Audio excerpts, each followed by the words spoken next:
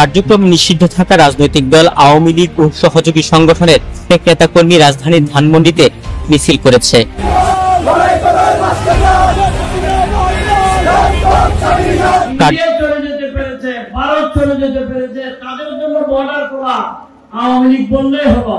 আমাদের জন্য কিন্তু বারণ নাই আছে করেছে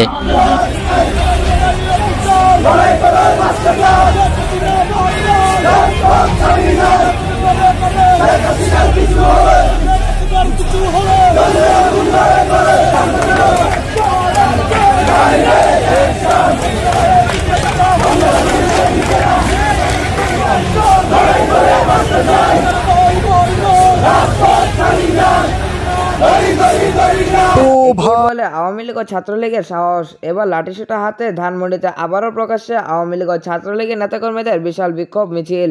যত সময় যাচ্ছে একের পর এক বিক্ষোভ মিছিল করে রাজপথে যেন ইউনূসকে ওপেন চ্যালেঞ্জ দিচ্ছে আওয়ামী লীগ। কিন্তু এবার খুদ ধানমন্ডিতের বুকে লাঠিসোঁটা হাতে বিশাল বিক্ষোভ মিছিল করেছে আওয়ামী লীগ ও ছাত্রলীগ। আমরা আগেই ভালো ছিলাম, ওই আবার শেখ হাসিনার আইন আবার বহন্য দরকার, ওনারা দিয়ে দেখান দরকার যে দেশকে আমরা চালাই।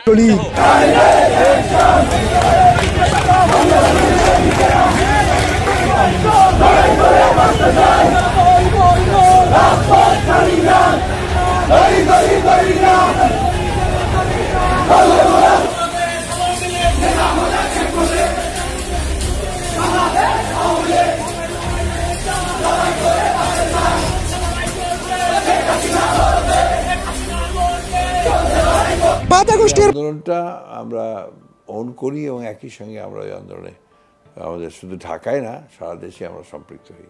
5ই আগস্টের পর গুটি কয়েক নেতা নিয়ে মিছিলে বের করে আওয়ামী লীগ। সময়ের পরিবর্তনে আজ আওয়ামী লীগের মিছিল পরিবর্তিত হয়েছে জলসমুদ্রে।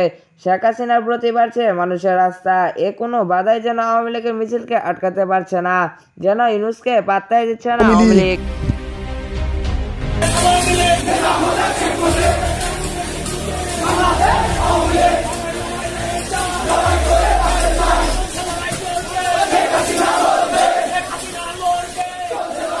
ঐতিহাসিক মামলা বলেছি, বাংলাদেশের ইতিহাসে বাংলাদেশের কোনো প্রাইম মিনিস্টারের বিরুদ্ধে এরকমের আন্তর্জাতিক অপরাধ ট্রাইব্যুনালে ইতিপূর্বে কোনো মামলা হয় নাই।